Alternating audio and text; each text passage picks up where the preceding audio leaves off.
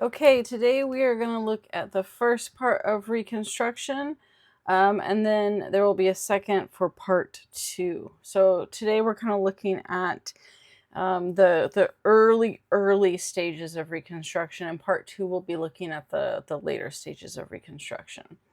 So for the first part we want to look at here is just a refresher about the end of the war and some of the things that were taking place and how that shaped, because a lot of this shaped the responses at the end of the war.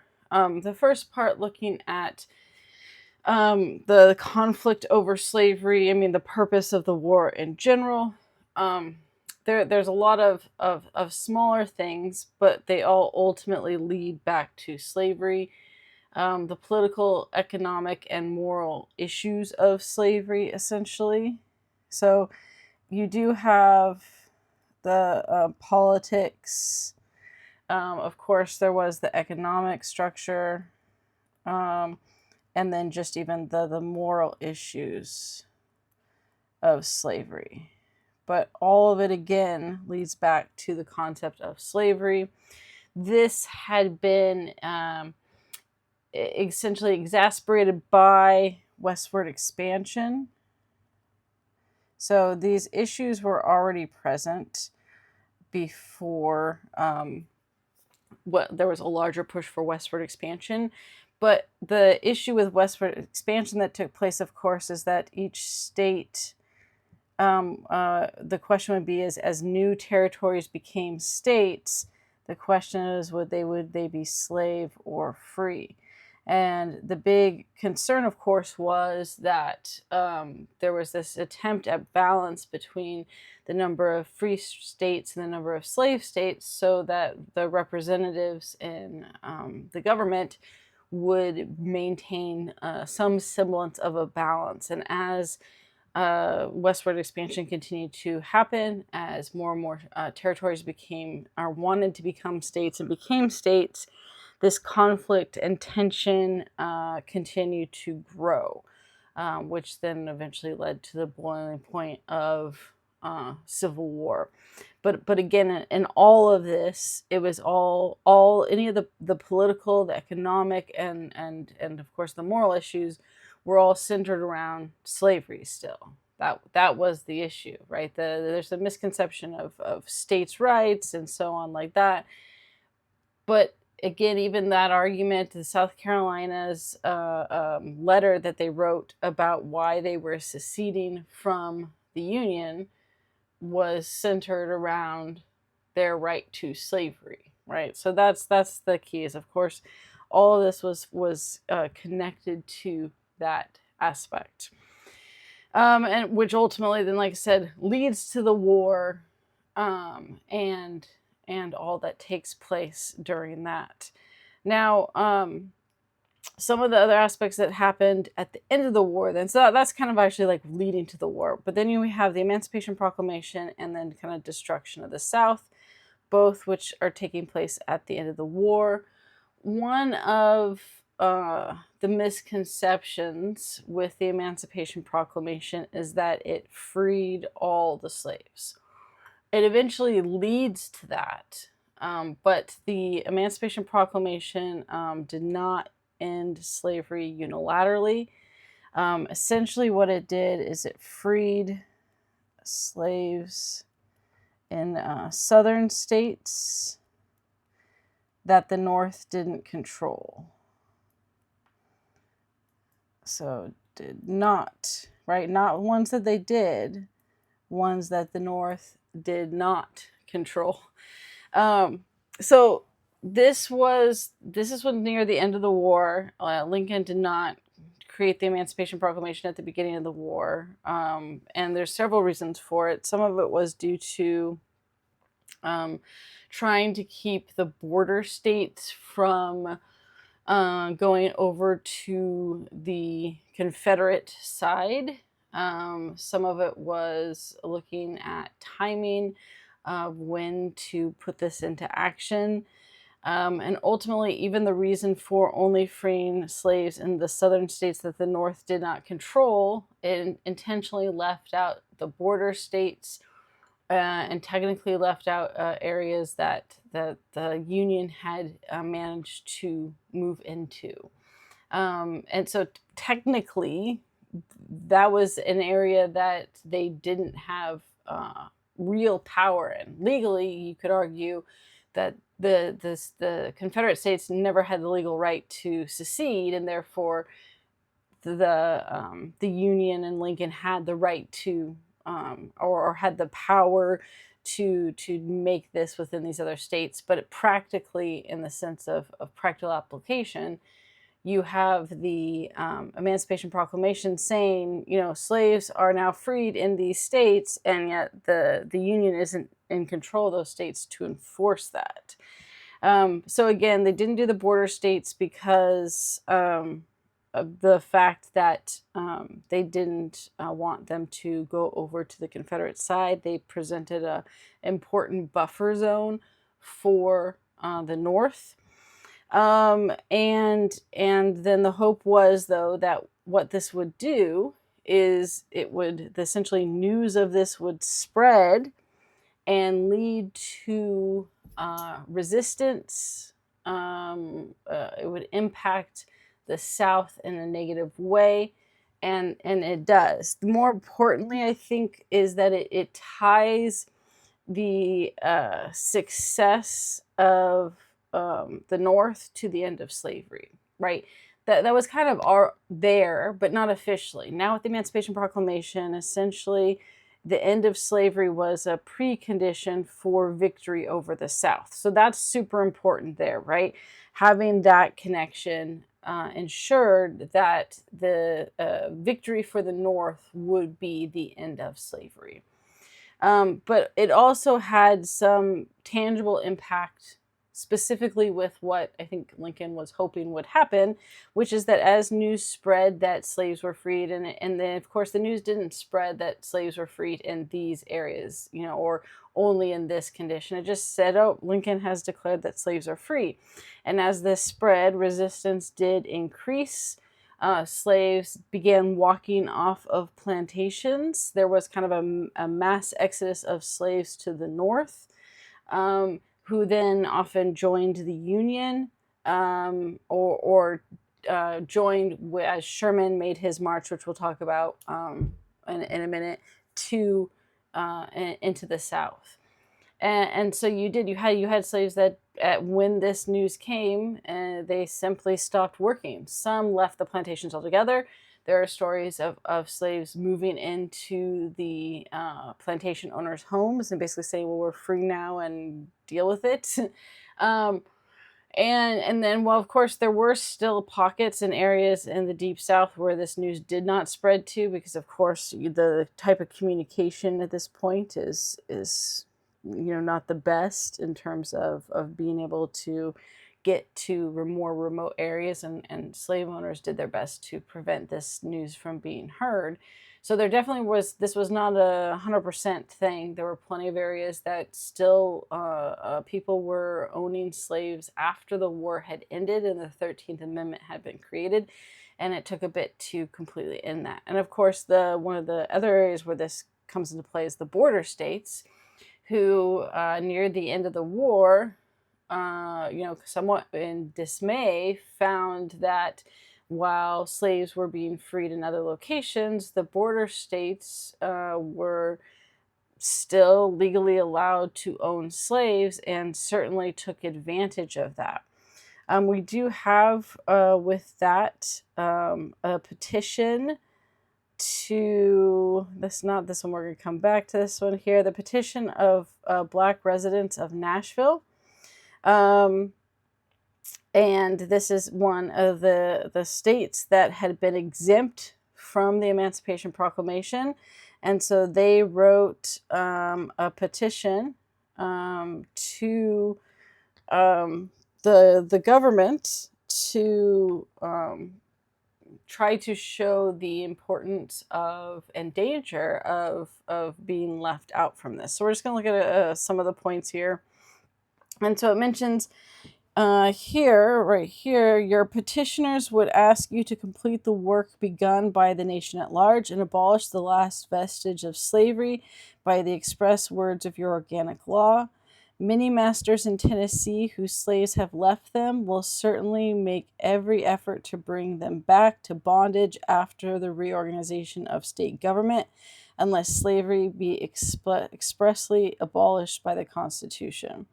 So right here, they're acknowledging that, like, if you don't make the end of slavery universal, and this is, of course, before the 13th Amendment and stuff, then when everything after the war settles down and the states, reorganize and set up, slaves who have escaped because of the war will be hunted down and brought back into slavery. They also look to express their view of freedom. It says, we hold that freedom is the natural right of all men. Notice, of course, it says men here. We'll have another conversation after we talk about Reconstruction about women's push for freedom, which was both white and black women were largely left out of these talks and considerations in many ways, which they themselves have no more right to give or barter away than they have to sell their honor, their wives, or their children. So they're saying, right, that this idea of freedom should be a natural right of all men, which they kind of are implying everyone, even though they're using the word men, but there is some underlying tones to that as well. Again, we'll come back and look at that in a future lecture. So this idea, right, that the natural right, and they even say over on this page here, we claim freedom as our natural right and ask that in harmony and cooperation with the nation at large, you should cut up by the roots the system of slavery, which is not only a wrong to us, but the source of all evil which at present afflicts the state. And so even this idea, right, that slavery, not only natural right of freedom, but slavery is the source of all evil. And then they make a really good point here with this. For slavery, corrupted nearly all also around it, right? So they're talking about the corruptive nature of slavery.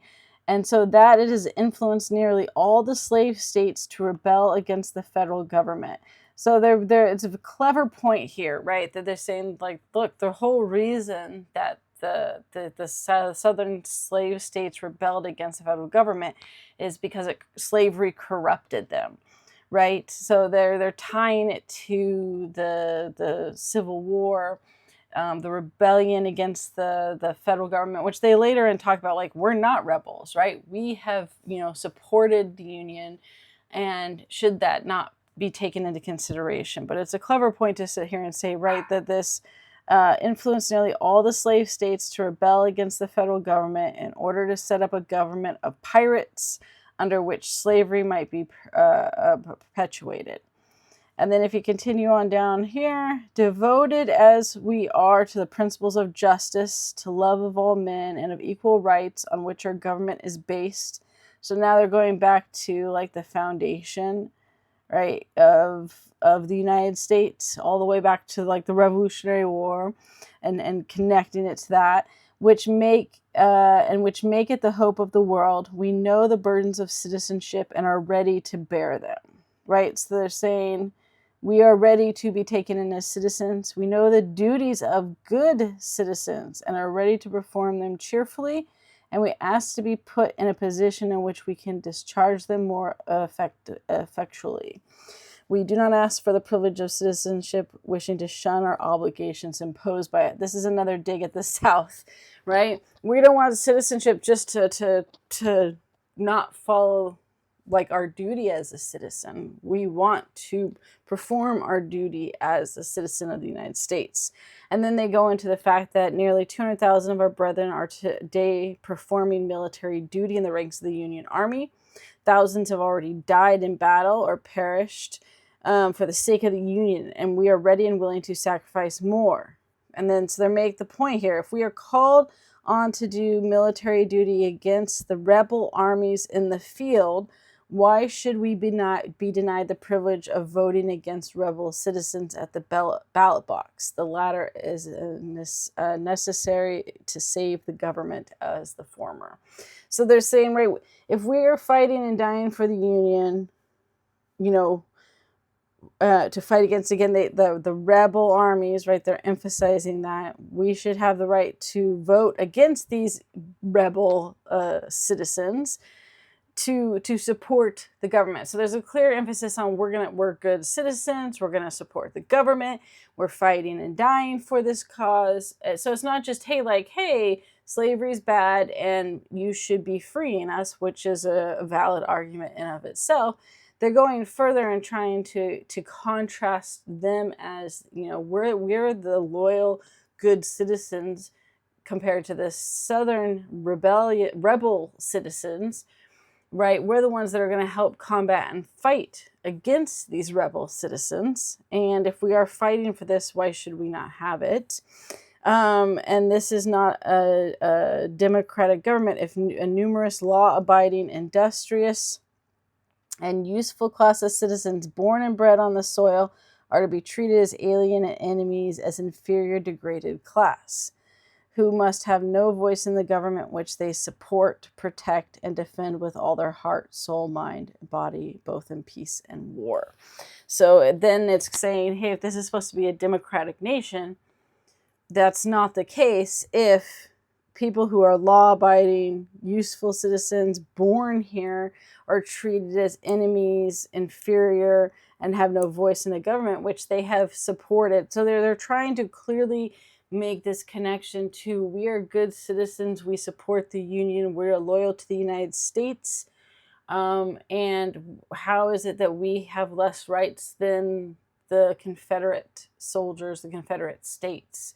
Right? We are the ones that can help you defeat and fight against them, both in war and in government through voting.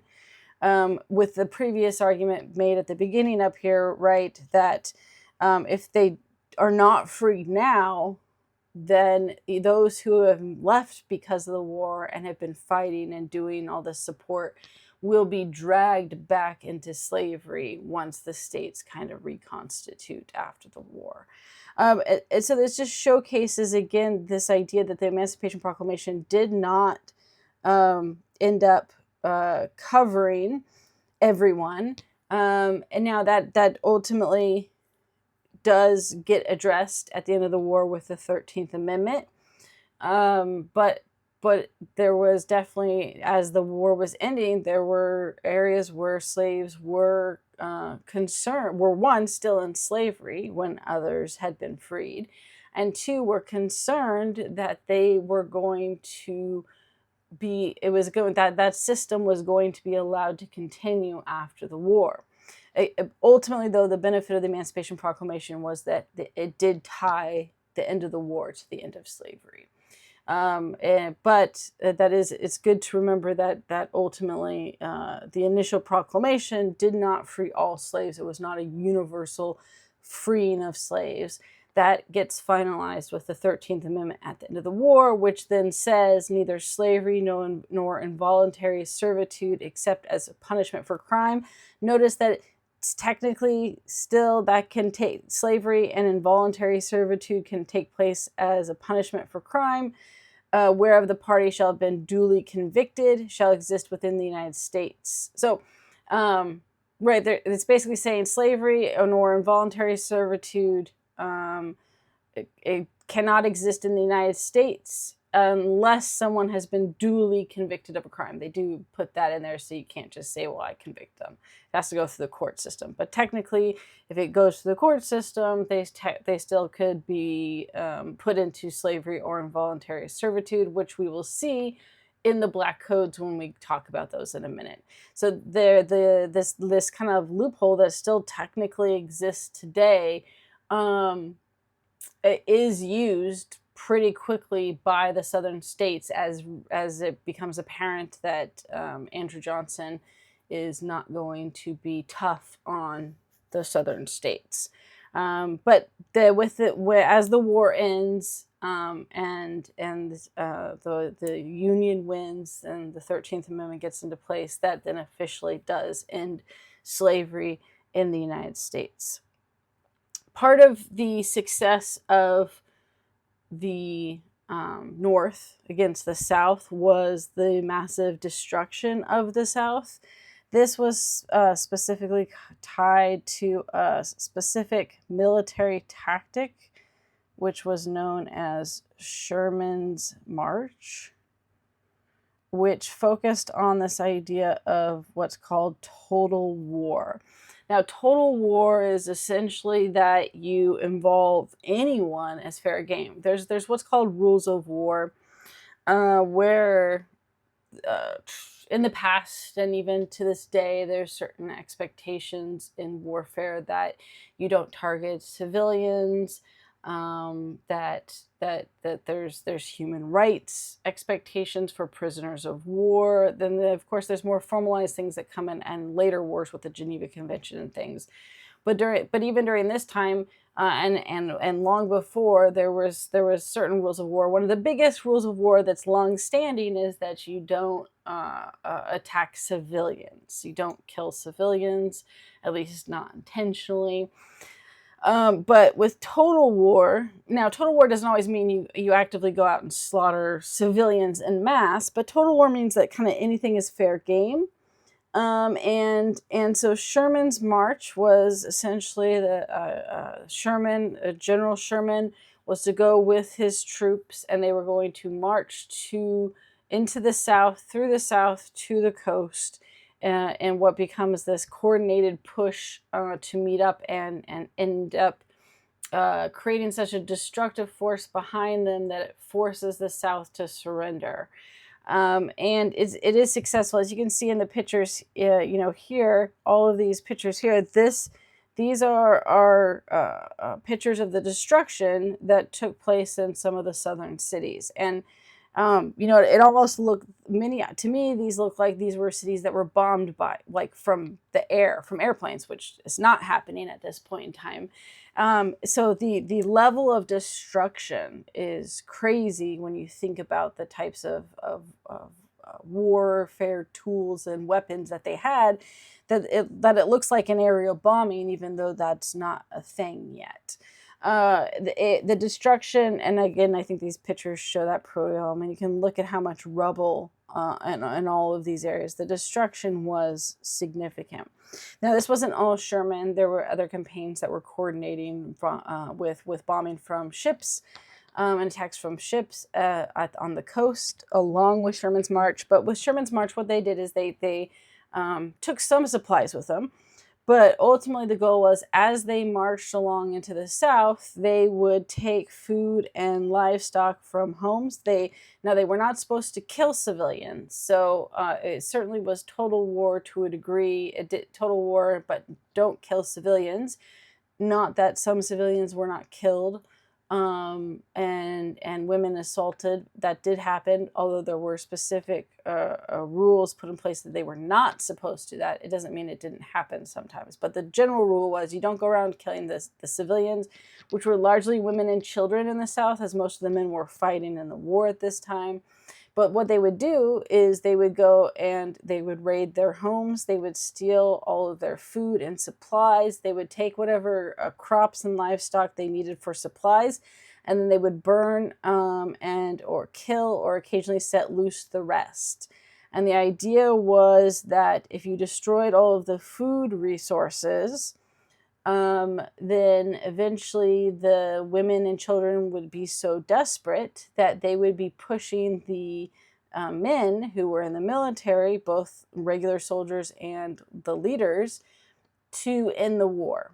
And that the men would be incentivized to finally give in because of the suffering of their family members because they did not have enough food.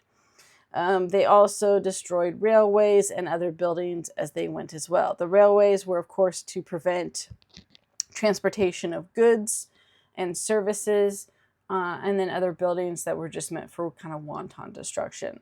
And so they created this kind of path of destruction as they went, and it was extremely effective. and did push people. And by the point when Sherman's march starts, again, this is near the end of the war already, the South was already doing poorly. Their money had shifted to, because they remember the Confederate States, they used their own money when they seceded. They created both federal money, and each state created their own money.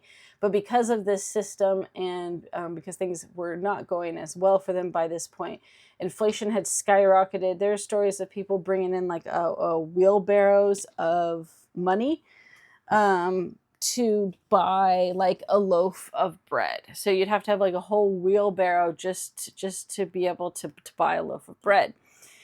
And so the Confederate money largely became worthless by the end of the war, which was a problem in of itself. And then when you start taking away remaining food supplies, the railways to be able to transport goods to those in need, as well as supplies to reinforce the soldiers, this all put a massive strain and pressure on an already stressed out South, if you will, by this point in time, to be done. And many men near the end, because again, at the beginning, a good chunk of Confederate soldiers were lower class Southerners who didn't actually own slaves. The majority of the South did not own slaves.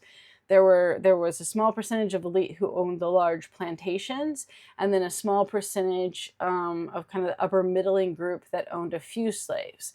Everyone else, all of the lower class Southerners, were too poor to own slaves themselves, yet they were the ones that were the first to be sent to war.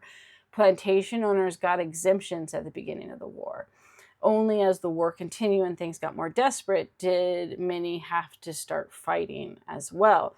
And as this destruction and the not having enough food, poor conditions, and then Sherman's march and the impact on their families, many of these lower class Southerners started to question, why are we fighting this war? We're fighting for the wealthy plantation owners who this doesn't benefit us at all.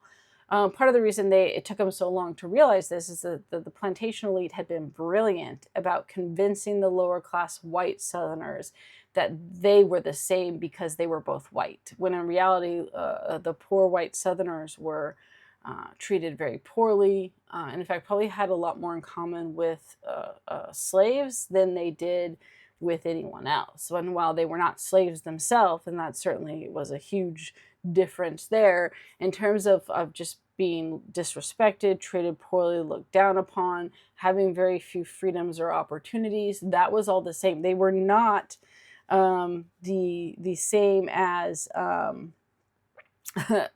elite, but they had done one of the best con jobs, if you will, in convincing them that they were the same. So it took them quite a long time to realize this. But as they did, they started saying, I'm done. I'm not fighting anymore. You guys aren't feeding me anymore anyway. And my family's suffering. I'm going back home to take care of them. And this finally kind of all culminated into the collapse and the end of the war. And so that's the end of the war. Now, assassination of Lincoln comes after the end of the war. And why we want to make sure, I mean, obviously it was a huge event. It also was a fundamental shift in what ends up happening with the Reconstruction. Because of course, when Lincoln is killed, and we'll talk about the situation in just a second, of course, Andrew Johnson takes over. Andrew Johnson was the vice president, who obviously becomes the president when Lincoln is assassinated. And the trajectory of, and we don't have, Lincoln didn't write down, here's the exact plans and steps that I'm going to do for Reconstruction. But there had been talk, there had been discussion about what was going to happen at the end of the war. And most definitely what ended up happening under Andrew Johnson is not what would have happened under Lincoln. And really the failure of Reconstruction happens because of the death of Lincoln and Andrew Johnson taking over. So it has a massive impact on that trajectory. And of course, just the death of Lincoln, and continued to inflame tensions between the North and the South was devastating in and of itself. As the president who had, you know, fought and put all this effort through the Civil War to eventually end slavery, and then is killed in such a way. So, how his assassination. And what's crazy, right, of course, is that there really isn't like Secret Service yet. And part of how John Wilkes Booth, and I'll put his name, he was the one that killed Lincoln, knew where Lincoln was going to be is because they posted about it in the newspaper. So presidential security was not really much of a thing back then. Were definitely changes that took place after Lincoln's assassination and then continued to expand after that as well. Because, yeah, there basically was no protection at this point. So after, the South obviously saw the original election of Lincoln as the end of everything, which is why they seceded. After Lincoln's re-election, you actually already had, Booth was already thinking about how to kill the president. And after he was reelected, kind of finalized and decided this was what he was going to do.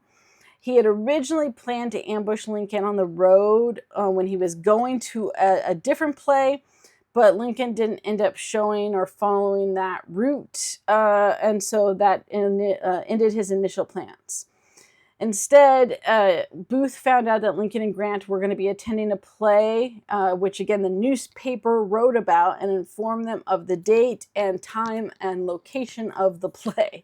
So like, hey, the president's going to be here on this date and this location at this place, and there's no security, so easy to get a hold of if you need to, essentially. Ultimately, what happens is Grant was not feeling well, so he decided not to attend.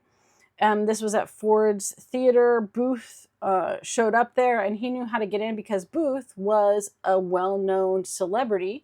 He was an actor, and a very popular actor at that. He had performed at Ford's Theater many times. He knew how to get in through the back door. And so he waited until a specific point in the play where the actor was going to be alone on the stage saying like this kind of witty remark that would make the audience laugh, and which he hoped would muffle the sound of the gun. And he basically like just walked up and stood behind Lincoln and ended up shooting him in the head. There was a soldier, Major Rathbone was there. He tried to stop Booth from escaping. No one was there to prevent unauthorized access to the president, which is why he was able to go into the booth where Lincoln was sitting.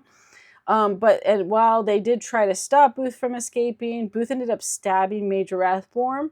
And then his planned exit in his head was that he would leap gracefully off the balcony onto the stage and shout, "A tyrant is dead," and like triumph, and then like run off.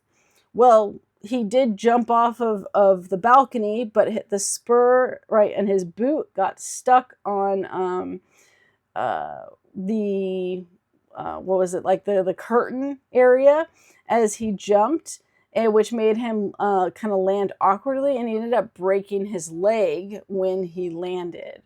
He still did yell, "A tyrant is dead," and hobbled his way off to where his horse was to escape into the woods, where immediately a massive manhunt took place to find him. He thought he was going to be in the papers as a hero, that he'd be labeled as this amazing person, and was surprised to find extreme hate everywhere written and talked about him. Previous friends who had seemed to, or at least he believed, agreed with him, and probably did to his face, agree with him that, oh yeah, Lincoln, someone needs to take care of him, turned against him and spoke poorly about him. Even some calling him a traitor. So he was like super surprised, because like, and he thought he would be, at least the South would largely rally around him and call him a hero, and in fact almost everyone kind of just called him a traitor. And ultimately he was trapped in a barn, and they cornered him into the barn. They knew he was there. They set fire to the barn to flush him out. So like there's no like negotiating or I don't know, trying anything else. Sucked for the barn owner, but like they just totally set fire to the barn to make him flee the barn so he'd come out.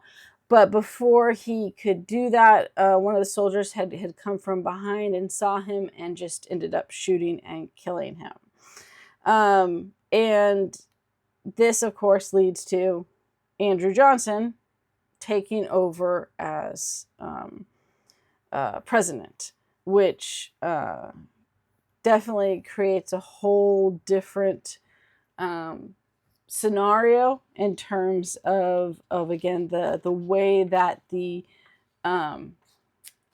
Reconstruction is going to go. But before we get to that change, because even as so let's get expression and meaning of freedom here, we're going to talk about even before Lincoln is assassinated, right? The beginnings of Reconstruction actually are even the expressions of freedom we're going to talk about here were happening before the war even fully ended, and the early beginnings of Reconstruction where plans hadn't been put into place. And then when Andrew Johnson took over, there is this period before things change in the early days of Reconstruction, right? Like it's not like as soon as Andrew Johnson became president with the death of Lincoln that he immediately said screw the plans, and that in fact that wasn't ever really his direct action or intention.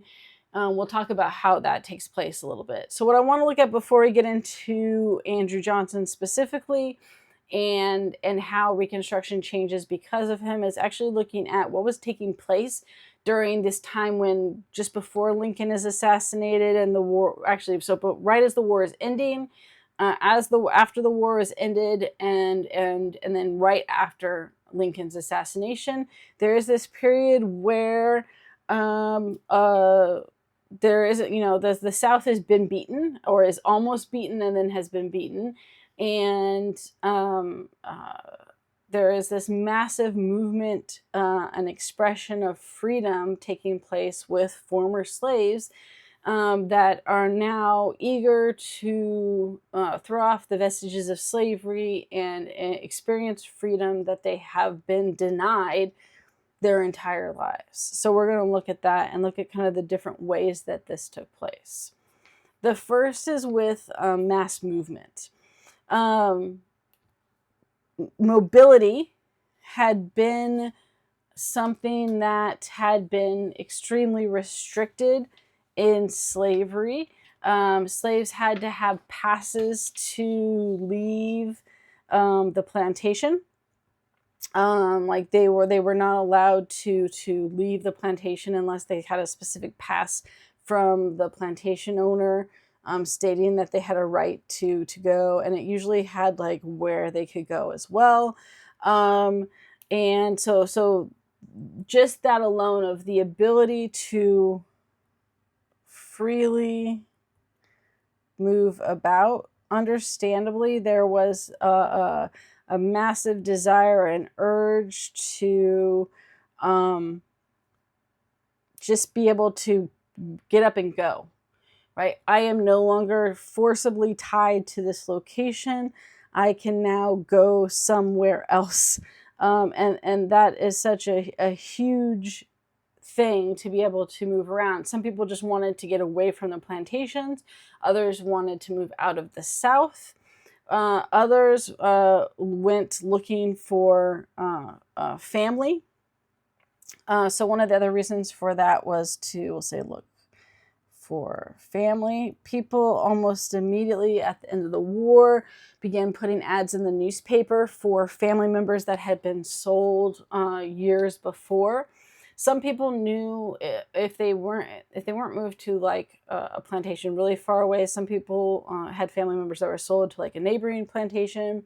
Then they would know where to go. But many, of course, did not know where their husbands, their wives, and their children had been sold to. And so they began putting out ads saying like, hey, this person my wife was, sold to this person, or I believe they were sold and went in this direction.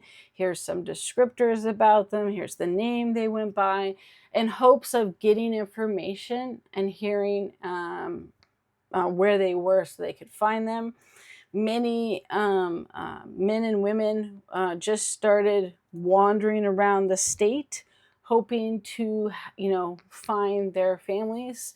Sometimes this was, something that ended in a kind of a joyous reunion, where there were stories of men and women walking hundreds of miles to finally find their husband or wife or their children and happily be reunited with them. Other times, they were not such joyous occasions.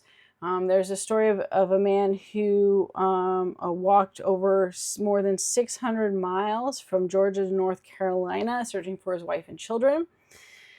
And only to found that his wife had remarried, which was common with marriages in slavery. One, they weren't technically legal by state law, even if they were seen as real marriages by those who were having them. There usually was in the kind of vows, instead of death do us part, it was until separation do us part. Because of course in slavery, if you were sold to a different plantation that wasn't nearby, you were never going to see that person again. And so many people, if they were sold, ended up married to someone else. Children who were cruelly removed from their parents and sold to other plantations, often as infants, of course, did not know, or young children did not remember their parents. And so there are cases of, there's one, I believe, wife that finally figured out where her husband was and wrote a letter, only to get a letter back basically saying, like, I'm glad that you are alive, and I hope only for happiness for you, but I am remarried and have kids, and so don't come find me. There are stories of mothers finding their children only for their children to not recognize them, be afraid of them, and clinging to the person who has been raising them.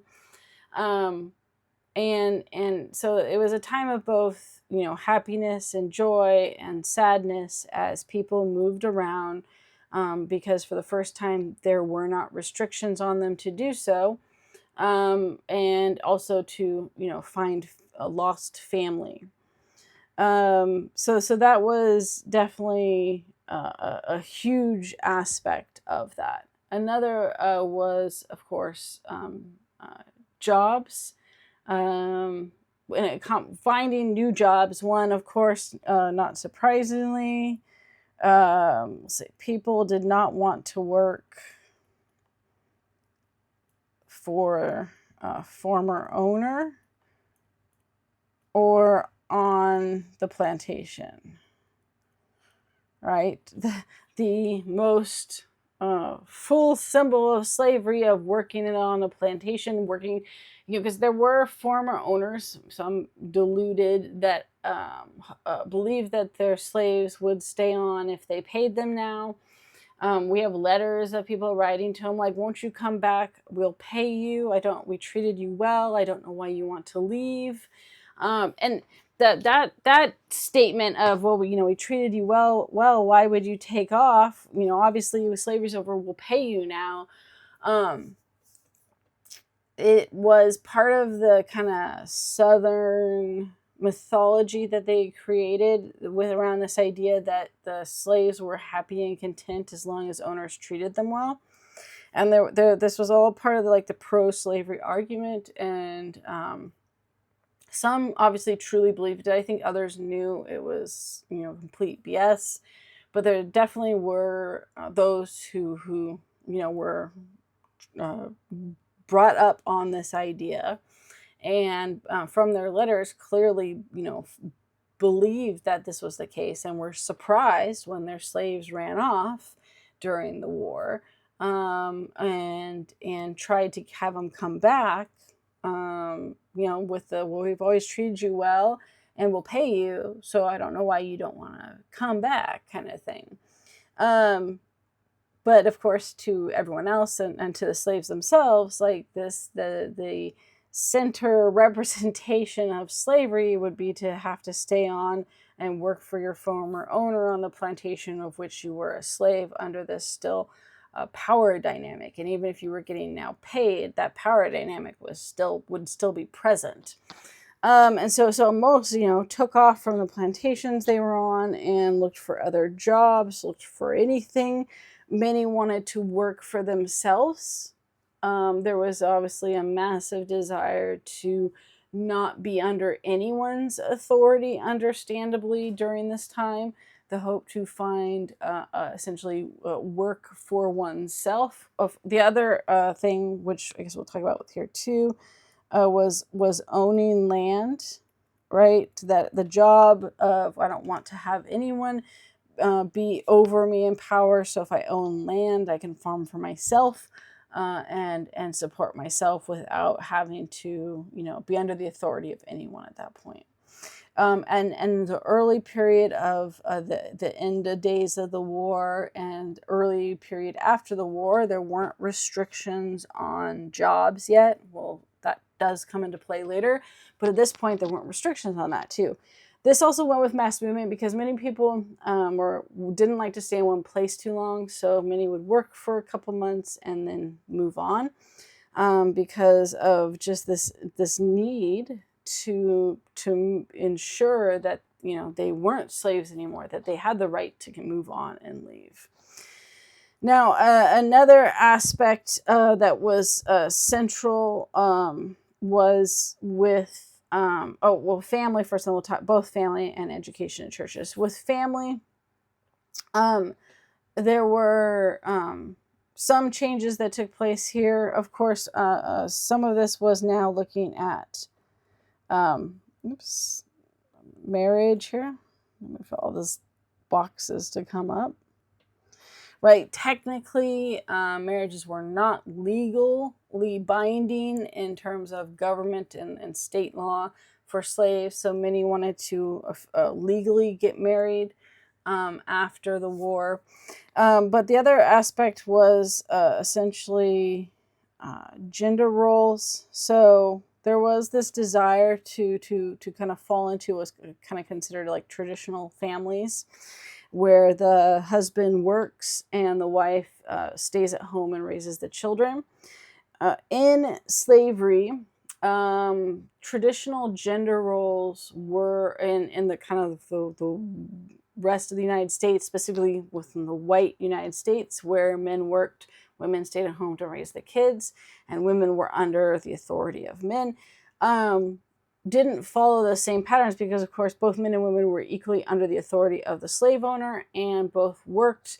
And even if you were, had a marriage ceremony as a slave, that what didn't come into effect was that patriarchal structure of the husband over the wife. And women ended up having a lot more equality within the slave communities. Again, obviously not outside of that, but within the communities themselves, you didn't have that kind of patriarchal structure because of the nature of slavery.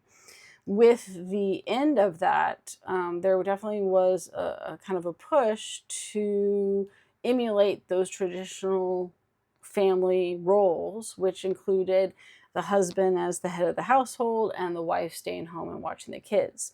Part of that was, of course, the idea of wanting to, if your wife has been a slave just like you, but you want her to not have to work anymore. She's worked all her life to be able to provide for her, to take care of children,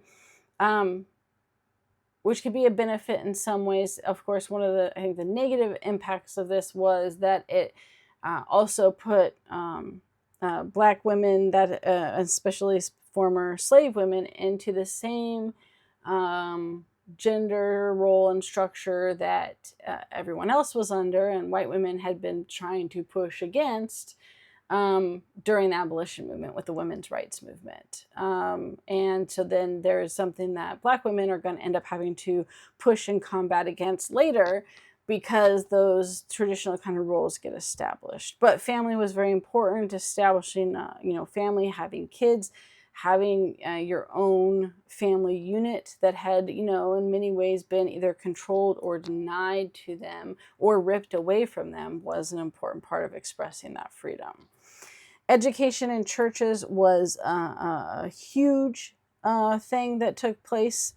There was an immediate recognition of the importance of educating themselves and even more importantly, I think, their children, to the point that the two things that took place almost immediately near the end of the war and as the war ended was that communities, former slave communities, came together and essentially self-taxed themselves to raise funds to build schools and churches, and then be able to pay teachers and pastors. And these the schools, to give you an idea of how quickly these came together. By the end of April 1865, less than a month after Union troops occupied the city, over 1,000 Black children and 75 adults attended a school that had been put together by the community.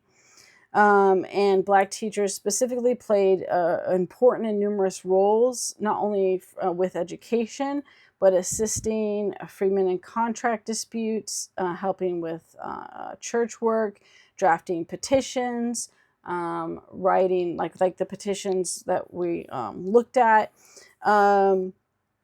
looking at betterment of the community. Right, there was, like I said, this desire for not only autonomy, which is why they were creating their own schools, but self-improvement, with the recognition that this education would help them not only remain free, but have better opportunities. Likewise, churches played a strong role for the community and forming communities. Many, of course, didn't want to stay in the churches that had existed when they were slaves, in part because they weren't seen as full citizens and equals, even and under Christian beliefs. But of course, many of these that they were allowed to attend as slaves reinforced slavery, manipulating, using the Bible to highlight this idea of being a good slave, essentially. And so while many still believed in God, they wanted to form their own churches where they could worship freely outside of white control, understandably, and being able to worship and form a community with that. And this certainly was important because the churches helped, much like the teachers, not just with religion, but also with politics. Many of the early Black political leaders that rose up in these early days were connected to the church, were pastors of the church. The churches helped fund the schools helped support the churches. So these two aspects were an important central aspect in kind of supporting the community and helping people get ahead. They also created just a community in general, as well as social gatherings. You also had the Freedmen's Bureau, which was created to help protect essentially Black rights during this period, and they helped with the education community as well. And they were an important part in not only protecting Black rights, but creating a buffer from white Southerners that actively tried to kind of prevent those rights from taking place.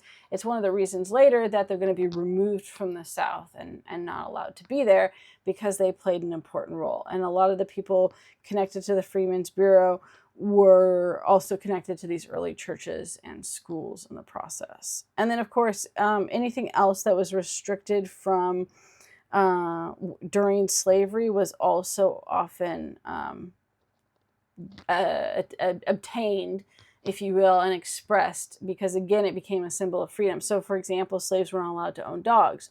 Many people, after at the end of the days of the war and after the war, went out and got dogs, purchased guns, wore like for the weddings, women bought fancy dresses, nice hats, because of course they had not been allowed to wear anything nice and fancy in the past. So essentially anything that had been restricted under slavery was now being expressed around the South. Oh, not stepping aside for white people when they were walking by.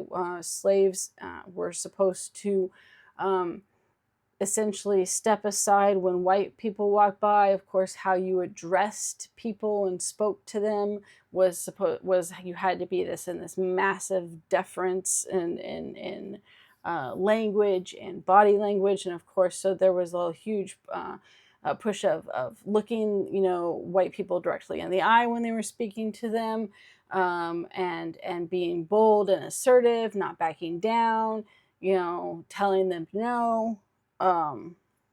And so, like, again, any of those things, you saw all of this take place during this time. And so for these early years really did look like this kind of massive explosion of freedom was taking place. Unfortunately, that is not going to last. And again, that has to do because of Andrew Johnson. So who was Andrew Johnson? Andrew Johnson was a Southerner. He saw himself as a champion of the state. Specifically, he was a big supporter of states' rights. He called himself an honest yeoman, an honest farmer, essentially. He was not part of the plantation elite. He was not like poor Southerner either, but he had never been part of that elite Southern society, which he had a very strong desire to be growing up, and was, as most of the plantation elite did with the rest of the South, was dismissed and largely ignored. So initially he harbored resentment against this group. He described the large plantation elite as bloated, corrupted aristocracy.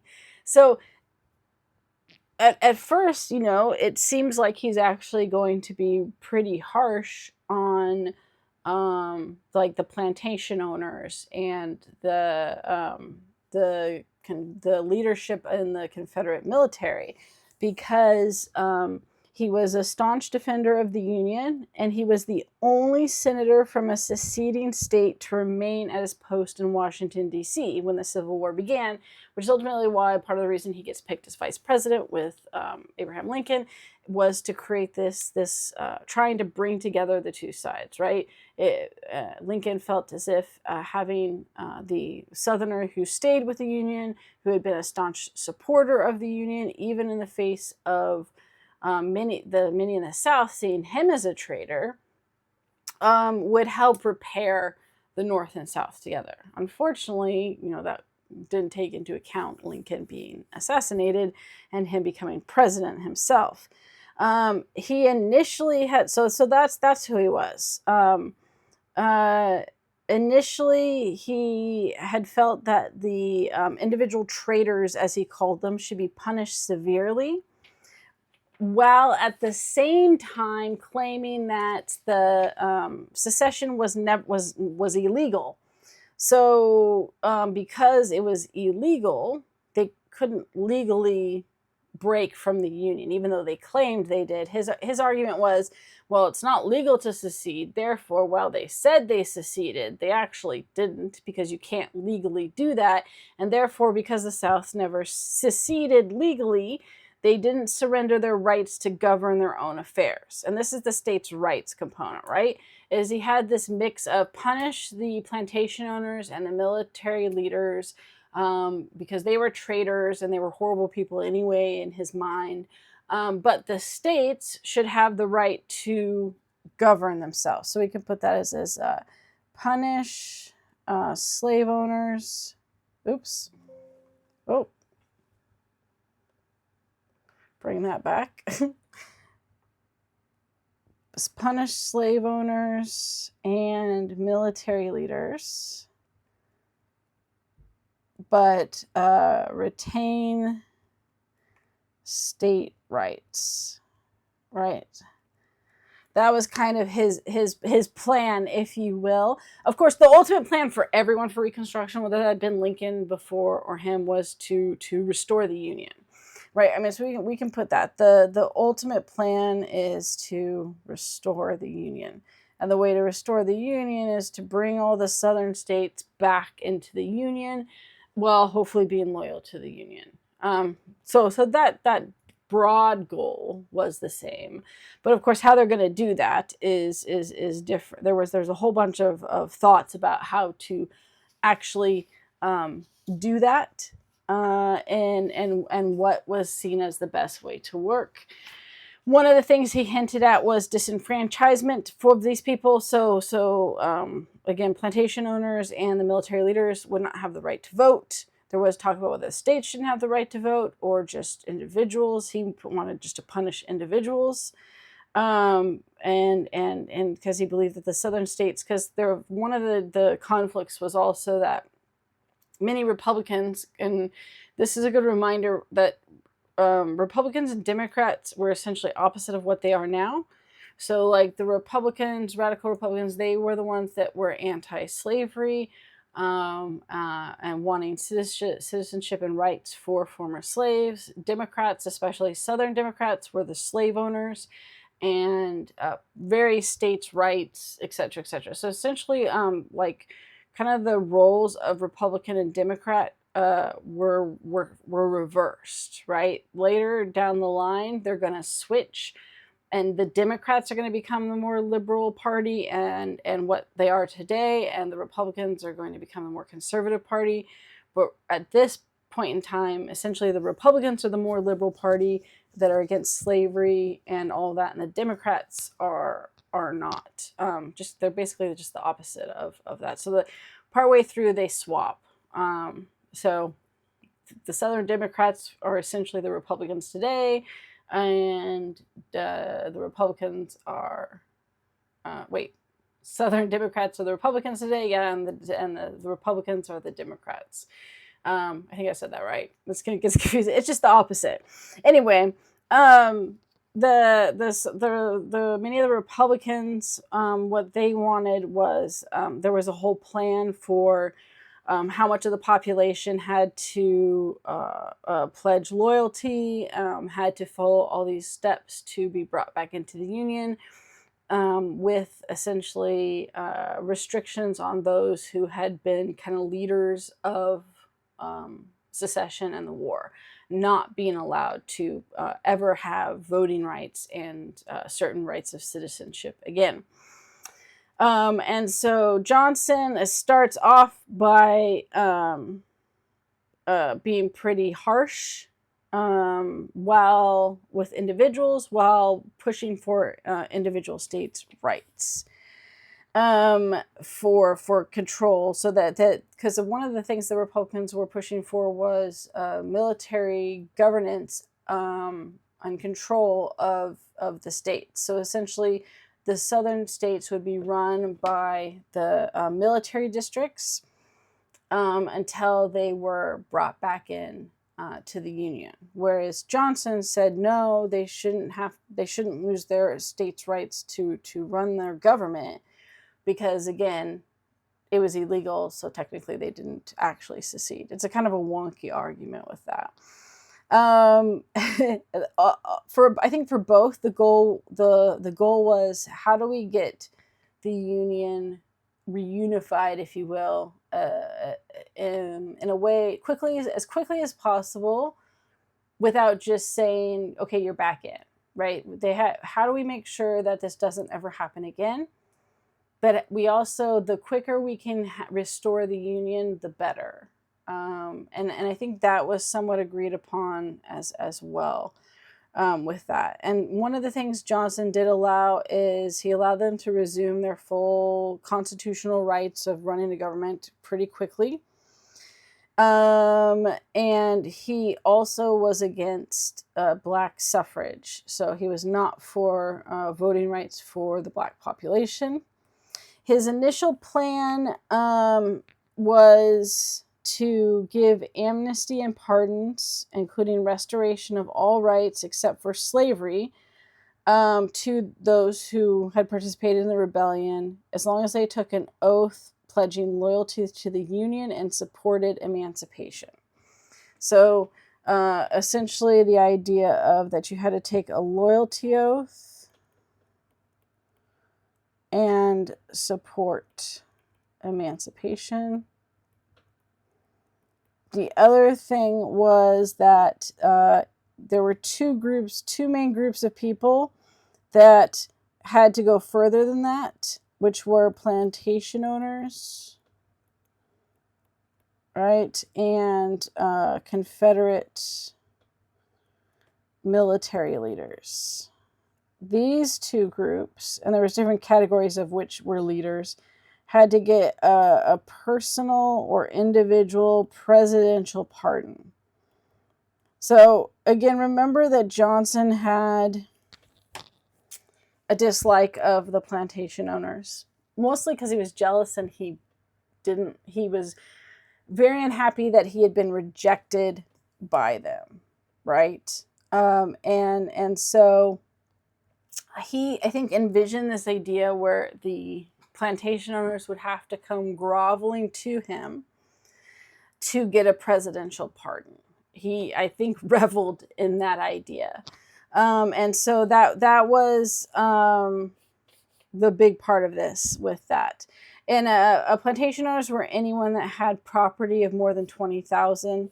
They had to apply individually for this presidential pardon, which he would personally sign. So he really did feel, all right, they're going to come groveling to me, and I will finally get my comeuppance against these people who like dismissed me and treated me as less than, because I have the power over them now, right? And that would be great. So then, other than the state's requirement to abolish slavery, though, and say secession was bad, and provide a loyalty oath to the Union. Oh, and they said that the federal government would not pay Confederate debt. So even if you come back, even if the state is restored into the Union, they weren't responsible for their debt they accrued. Basically, like, our federal government's not going to pay for the debt that you caused because you fought against us, kind of thing. But otherwise, so basically, he wanted to punish individuals, specifically the plantation owners that he didn't like. But he kind of gave the states the authority to run their business pretty much how they wanted. But here's the thing, right? This idea of, okay, these group of people are gonna have to come grovel to me. They did, but they also realized pretty quickly Johnson's thing, which was that he wanted to be accepted by them. And when they realized that that was why he was, being harsh on them initially, because he claimed that he was going to deny a lot of these pardons, right? And so if they didn't get the pardon, they weren't full citizens, essentially. So they realized very quickly what he really wanted was to be accepted by them. So the plantation elite started courting Johnson. They started including him and inviting him to their events. They fawned over him. They just basically, sucked up to him and acted like he was super important to them. And it didn't take long for him to just start signing mass pardons.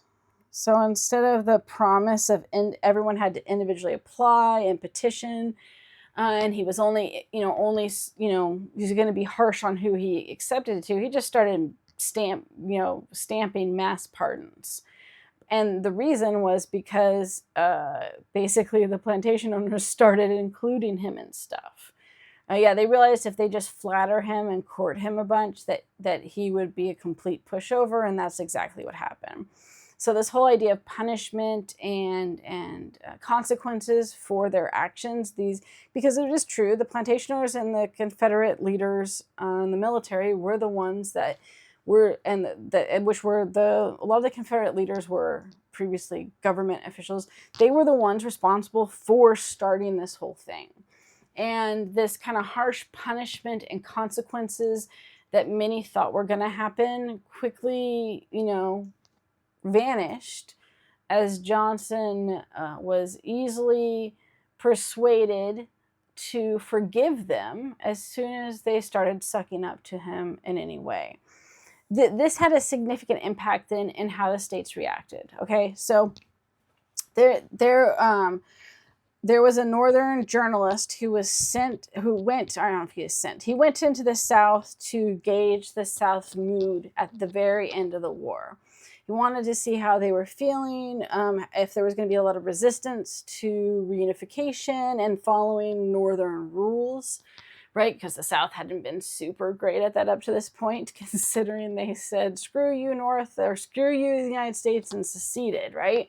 So he went around and interviewed a bunch of people, and for the most part, everyone in the South, and remember, go back to the pictures of the destruction and devastation. The South was extremely beaten down, not only from the war, but from the physical destruction of the war and Sherman's March and all of that, but throughout the war, minus the first year, after the first year of war, like, they never had enough food. There was a lot of suffering and poor conditions, and it had been a long kind of fight in those conditions. And not that the North had it fantastic either, but the South had it worse in terms of conditions, quality of life.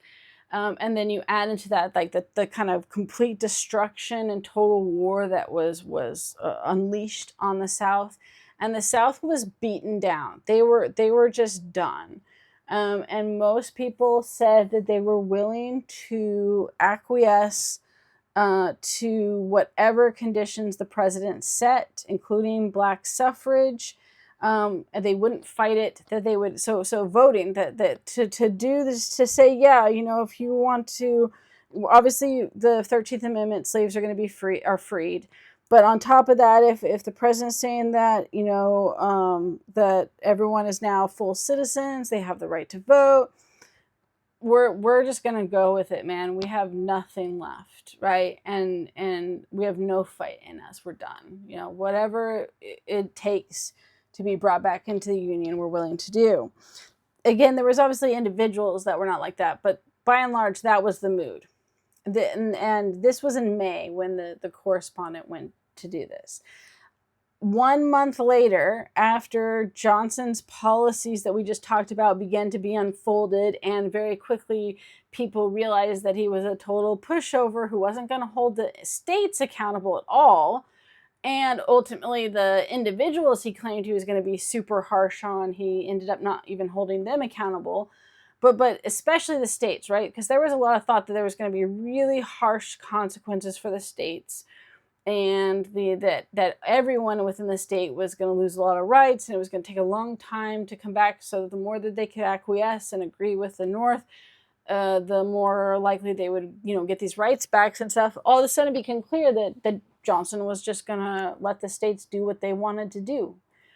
He made that clear with not only the governing, but he didn't set any rules for the governing either. He didn't be like, yeah, okay, fine, you guys can, maintain your government, but under these rules and stipulations. Essentially, well, no, because you never lost your right to do that.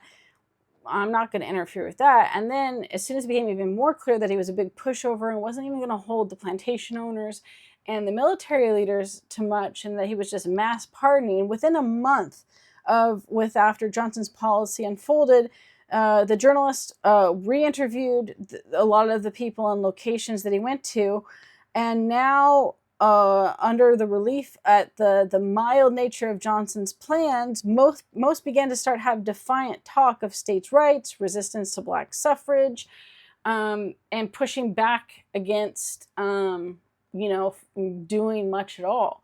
I mean, that's a huge difference. It gives you an idea of how Reconstruction could have gone. right? The South was ready to capitulate, and you could have had this moment of pushing voting rights, citizenship, equality, changing mindset and mentality in the South. Instead, because of Johnson's policies and general personality, and basically really just wanting to be accepted by the plantation elite and being one of them, it shifted to Southern defiance and resistance, which is going to lead to the Black Codes, which we're going to talk about in just a second. It's going to lead to the Ku Klux Klan. It's going to lead to segregation. It's going to lead to a failure in Reconstruction, and ultimately Jim Crow, and massive segregation and racism in the South that lasts, until the Civil Rights Movement in the 60s. So that's a huge divergent from where it could have gone, and also why Reconstruction is considered a failure, because while of course the Union was made whole, right, there was no more Confederate states, and like we didn't have two separate United States after this. That's about all that took place. The issues of racism and feelings towards this idea of slavery still existed, and the South became defiant, and even more so as time went on, and pushing back against what could have been more equal rights, and at least the right direction towards equality.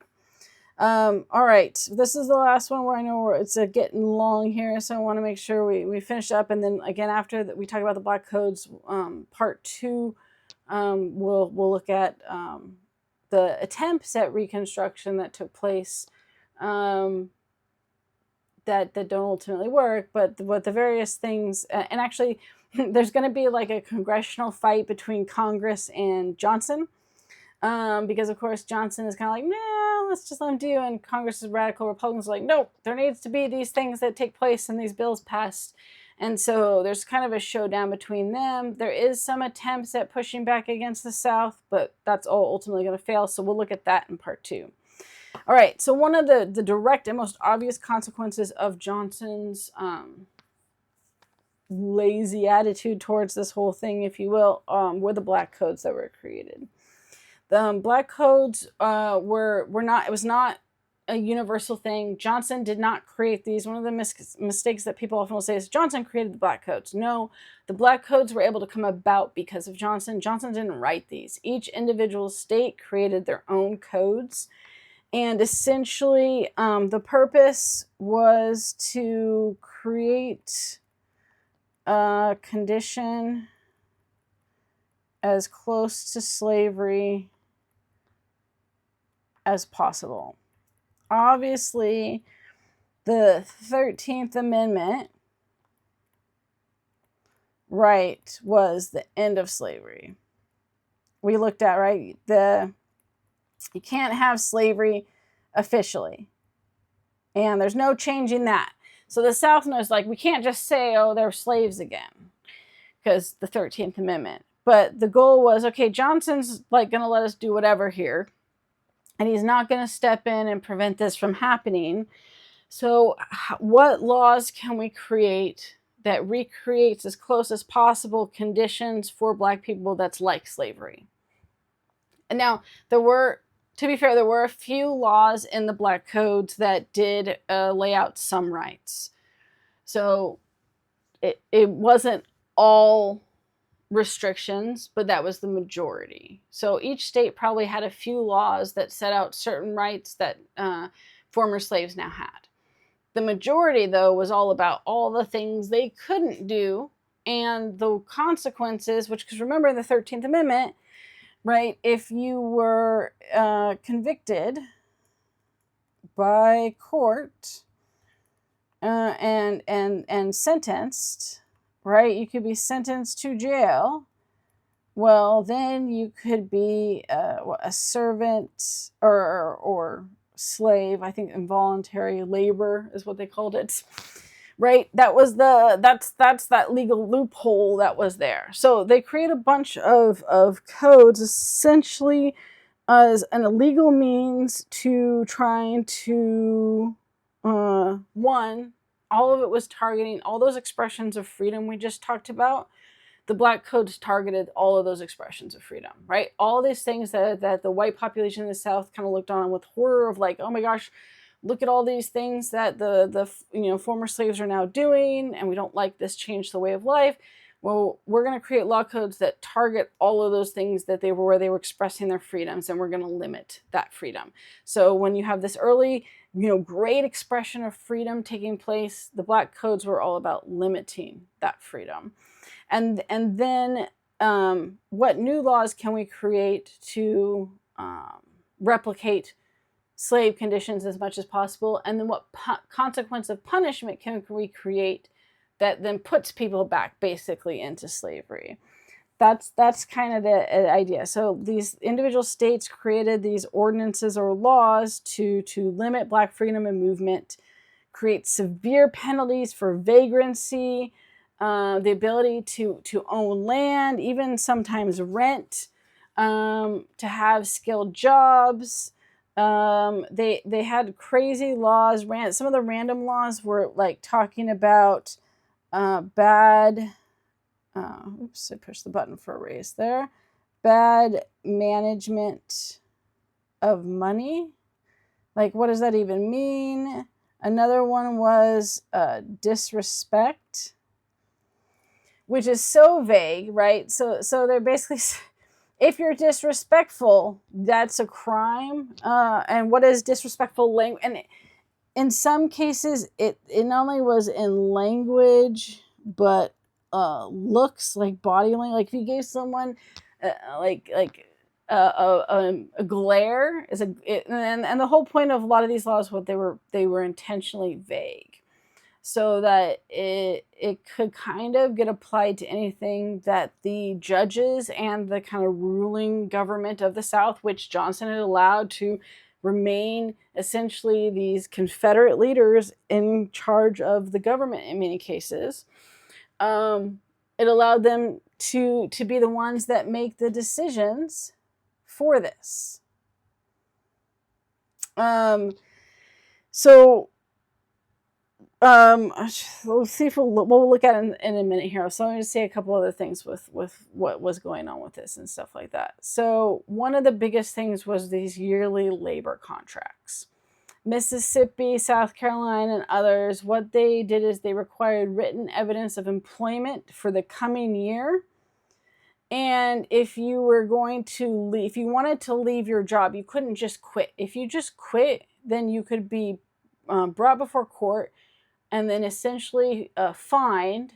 And they made sure that it was a fine that they couldn't afford. And if you couldn't pay the fine, then you were, put in jail. And if you're put in jail, then you could be basically given to a plantation owner to work for free as the condition of your being jailed, which again is basically putting them back into slavery. And they made it really hard for not only that it made it almost impossible to leave a job once you got one, but of course the only labor contracts they were giving, which were for men, which was working in the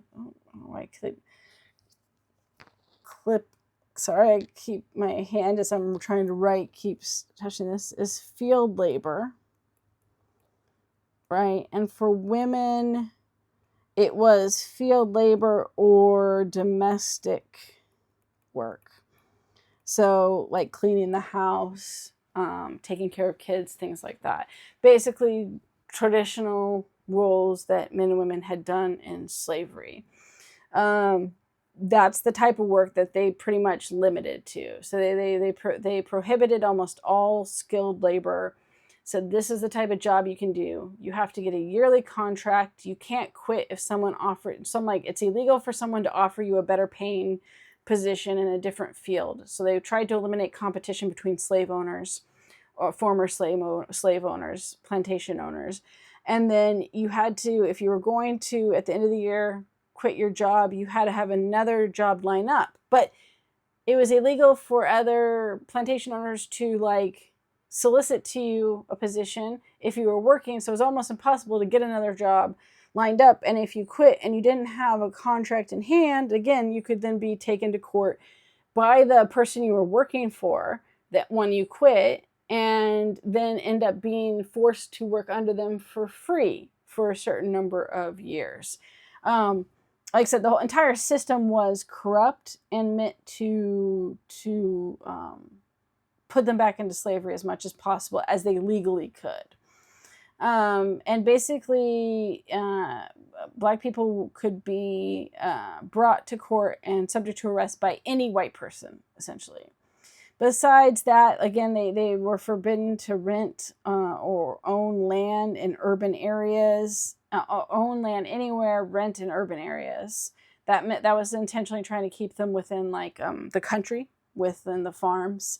You could be punished or fined for insulting gestures or language, malicious mischief, preaching the gospel without a license. South Carolina's codes were even more discriminatory. While they didn't prohibit people from renting land, they couldn't have any other occupation, as I mentioned, besides a farmer or servant, unless they could pay a tax that was $100 a year, which no former slave could afford. They also had vagrancy laws. So if you were unemployed, but then they, under the vagrancy laws, like they also, if you were seen as being idle or disorderly, you could be charged, which again, what does idle mean? Or if you're just hanging around for a little bit, is that idle? They didn't define it. So it was intentionally vague so they could bring people in. And it was meant to be like this catch-all, right? Between the random laws and the vagrancy laws, it was literally meant to be a catch-all that they could basically, if anyone wasn't acting the way they wanted them to, they could haul them off to court, charge them, fine them, and then when they couldn't pay the fine, they could put them under free labor for plantation owners. There was also, of course, laws almost immediately to prevent interracial marriage with severe penalties for that. And then there was orphan laws, which were horrible. This was, of course, there was a legitimate issue of children without parents. That was legitimate because, right, these kids had been sold and they didn't know who their parents were because they were very young when they were sold, or their parents had died and they had been moved to a completely different state. And of course, there's not internet and phone to figure out how to connect families back together. And so you did have children now that needed people to care for them. The problem was that instead of it being used as a system to find kids good homes, if family members were not found, and plenty of times there were people willing to care for them. They said, look, we've been raising them. We see them as our child. We will keep raising them. And the court would be like, nope, you're not actually their family.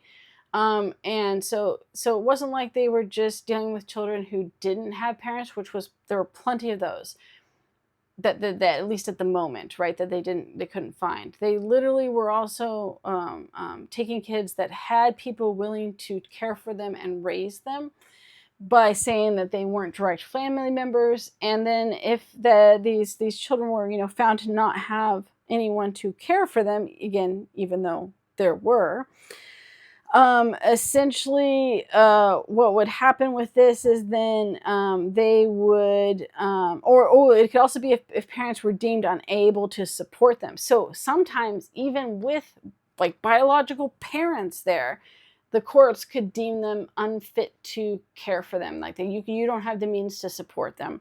Then what they would do is they would basically put them into slavery, with former owners having the first right to take these kids in, where they would have to work on the plantation until they were 18 to 21.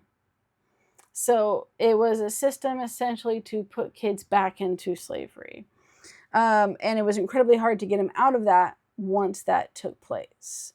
And the courts allowed for both adults and children working in these plantations. Plantation owners had the right for essentially punishment, if you will. They had the right to enforce behaviors, which included some corporal punishment. Now, nowhere near what was allowed in slavery, but still the fact that not only were they putting people into forced labor again, but then saying, yeah, and because the plantation owners have a right to ensure that workers are working, they can enforce they have a basically full control to make the rules of what you do, how you live, and if you push back against that, there can be moderate forms of corporal punishment. And essentially there, of course, was basically, no consequence if a white person, physically struck or attacked a black person in the South at this point anyway. But they were reinforcing that through the courts. And the definition of orphan was super loosely applied. In one court case, an orphan was married with children when he was forced into contract work for free under a white plantation owner. Now, that's the extreme. That didn't happen very often, but it shows you the kind of corrupt nature of how far this went. Is it to the point that there was even this instance where, like, he's clearly not an orphan if he's married and has kids. But even the fact that they even put any orphans, including those that had people willing to take care of them, into labor until they were 18 to 21 back with former owners is horrendous. And so we're out of time basically with that. When you're looking at the codes, and let me at least put this up for just a second. Here, I kind of underlined some of this. Right, but it's all that I went over, right? This is with the intermarriage. This says that if they're arrested, they can be sent back to their former employer, which of course was former owner. And if they quit service of the employer before the expiration of this is the contract, right? If they quit without good cause, which took a lot, you could then have to work for free. Vagrancy laws. Right, if you don't have lawful employment or business, you're deemed a vagrant. This one is if you can't carry firearms, ammunition, knives. Right, so again, limiting those freedoms. This one says no, you can't be part of the military. That was a big push too. Like there have been people that were Union soldiers that they said nope, no soldiers are allowed here. So Union soldiers were kicked out of the South. And you can't have a firearm, sword, or military weapon. This one says if you show up in the state, because this is the constant movement, right? Within 20 days after their arrival, you better have a bond or employment.